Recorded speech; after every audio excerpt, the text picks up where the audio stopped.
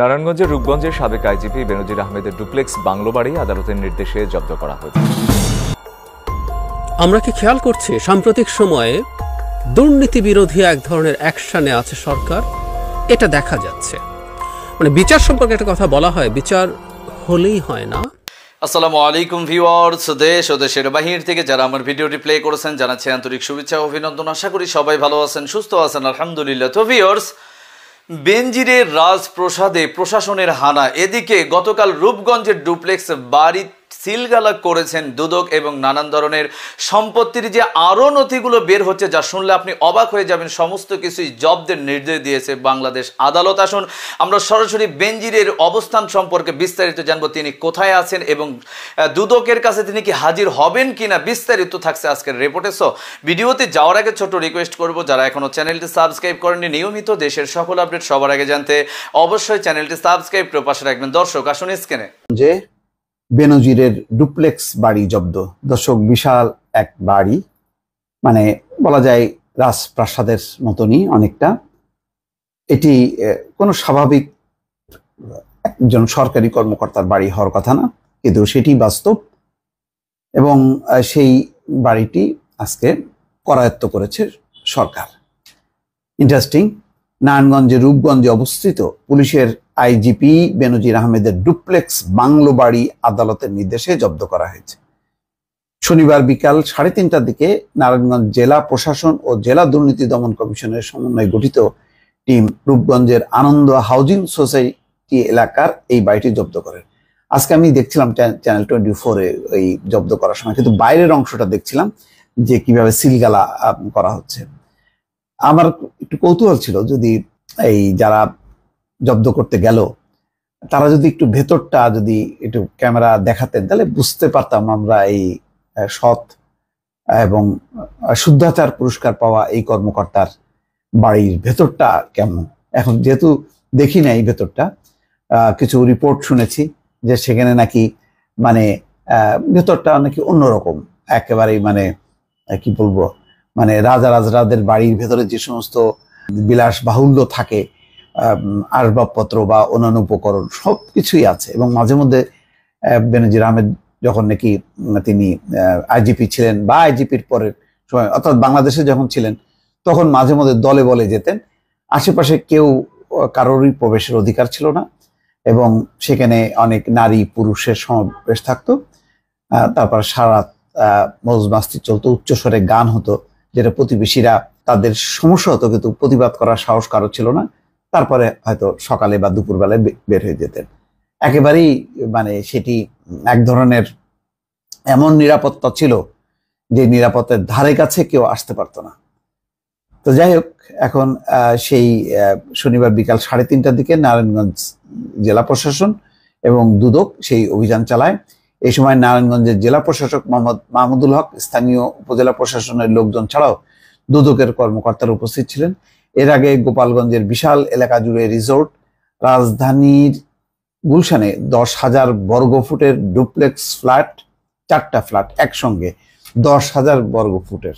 চিন্তা করেন দর্শক, মানে এটা কোনো আইজিপির মানে হইতে পারে, চেহারা হইতে পারে। বান্দরবনে 25 একর বাগান বাড়িতে রিসিভার নিয়োগ দিয়ে তত্ত্বাবধানে নেয় প্রশাসন। বলা হচ্ছে রূপগঞ্জের 2022 সালের দিকে বাড়িটি নির্মাণ করা হয়। বেনজির আহমেদ দেশে থাকাকালীন মাঝে মধ্যে এই বাড়িতে আসতেন, রাত্রি যাপন করতেন বলেও জানা যায়। সার্বক্ষণিক নিরাপত্তায় বাংলা বাড়িটিতে কেয়ারটেকারের পাশাপাশি 2টি কুকুরও রাখা হয়েছে। দুদকের আবেদনের পরিপ্রেক্ষিতে গত 12ই জুন আদালত 3য় দফায় বেনজিরের আরও বিপুল সম্পদ জব্দ করেছে। সেই তালিকায় এই বাংলোটিও রয়েছে। এরপর বাড়িটির দেখভালের জন্য জেলা প্রশাসককে রিসিভার নিয়োগ দেন আদালত। বাংলোটির মূল্য প্রায় 10 কোটি টাকা। আমার বিশ্বাস হয় না এই বাংলোর যে চেহারা, তাতে এটা 20-30 কোটি টাকার কম হবে না, হয়তো 10 কোটি টাকার আসবাবপত্রই আছে ভেতরে। গত 31শে মার্চ বেনজিরের ঘরে আলাদিনের চেরাগ এবং 3রা এপ্রিল বনের জমিতে বেনজিরের রিসোর্ট শিরোনামে একটি রিপোর্ট দৈনিকে প্রকাশিত হয়। এতে বেনজির আহমেদ এবং তার পরিবারের সদস্যদের বিরুদ্ধে অবৈধ সম্পদ অর্জনের অভিযোগ উঠে আসে। অভিযোগ যাচাই বাছাই শেষে গত 18 এপ্রিল অনুসন্ধানের সিদ্ধান্ত নেয় এবং এই অনুসন্ধান শুরু হলে মে মাসের 4 তারিখের দিকে সপরিবার তিনি দেশ ত্যাগ করেন। এরপর দুদক হাজিরের নির্দেশ দিয়েছে 2 দফায় আসে নাই। এখন সম্ভবত তার আইনজীবীরা তার সম্পদের হিসাব নিকাশ দাখিল করবে, দুদক আইনগতভাবে এই কার্যক্রম চলবে। এখন বেনজিরের সমস্ত সম্পত্তির হদিশ পাওয়া গেছে কিনা সারা দেশে এটা এখনো চূড়ান্ত না। যদি পাওয়া যায় ওই পর্যায়ক্রমে সেগুলো জব্দ করা হবে এবং সেই সম্পত্তির শেষ মাথাটা যে কোথায়, কত দূর লম্বা, এটা এখনো কেউ বলতে পারছে না। দর্শক স্ক্রিনে আমরা সে সম্পর্কে বিস্তারিত জানলাম। এ বিষয়ে আপনাদের মতামত কমেন্টে জানান, কেউ ভিডিওটি স্কিপ করবেন না। বর্তমান দুদক আর সরকার মিলে কি দেশের বর্তমান ভারতীয় যে ট্রানজিট বিষয়গুলো ছিল এবং ভারতীয়র সাথে যে চুক্তিগুলো, এটা বাস্তবায়ন করার জন্য নতুন ইস্যুগুলো তৈরি করছে কি, এবং এই রাঘব বোয়াল দুর্নীতিবাজদেরকে এখনো কেন দুদক বা সরকার আটক করতে পারলো না? আসুন বিস্তারিত জানবো আমরা এই রিপোর্টে। আমরা কি খেয়াল করছি সাম্প্রতিক সময়ে দুর্নীতি বিরোধী এক ধরনের অ্যাকশানে আছে সরকার? এটা দেখা যাচ্ছে।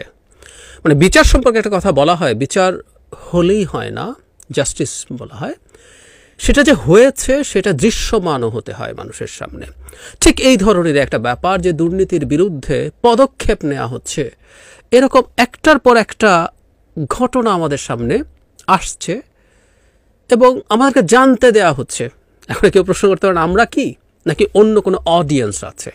সেই প্রশ্নটাই একটু জবাব হিসাবে খুঁজতে চাইব এই ভিডিওতে।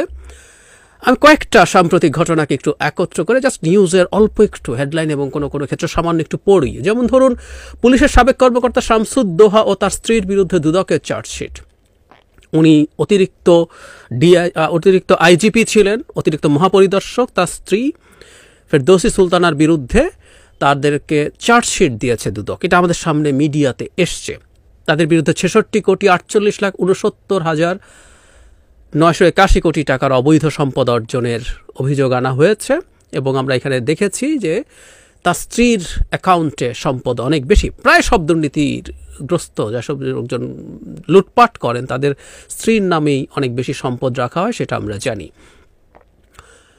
এইটা একটা খবর। এবং এই ভদ্রলোকের বিরুদ্ধে, এই ভদ্রলোককে নিয়েই আলাদা করে হয়তো কথা বলা যেতে পারত। একজন অ্যাডিশনাল আইজিপি, পুলিশের জাস্ট সর্বোচ্চ পদটার নিচের পদটা, দ্বিতীয় সর্বোচ্চ পদে থাকা একজন মানুষ কিভাবে এই পরিমাণ সম্পদ অর্জন করেছেন, এবং এগুলো তো দুদক যেগুলো স্পেসিফিক পেয়েছে, কনক্রিট প্রমাণ পেয়েছে সেগুলো। এছাড়াও এর বিরুদ্ধে আরও অনেক অভিযোগ আছে, বিভিন্ন পত্রপত্রিকায় এসছে। এর মধ্যে ইভেন একটা মানে গুলশানে একটা 200 কোটি টাকা মূল্যমানের বাড়ি নিজ দখলে রেখে দেওয়ার অভিযোগ আছে। এটা আমি আজকে ওনাকে নিয়ে আলাদাভাবে করতে চাইছি না, তাই আমি আরও কিছু খবর, যেমন গতকালই খবর আসলো কাস্টমস কমিশনারের বসুন্ধরার 9 তলা বাড়ি ও 2 ফ্ল্যাট জব্দের আবেদন, এটা দুদক করেছে।